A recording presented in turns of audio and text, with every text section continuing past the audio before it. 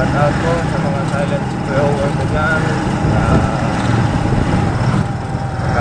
Shout out din po sa mga subscriber ko.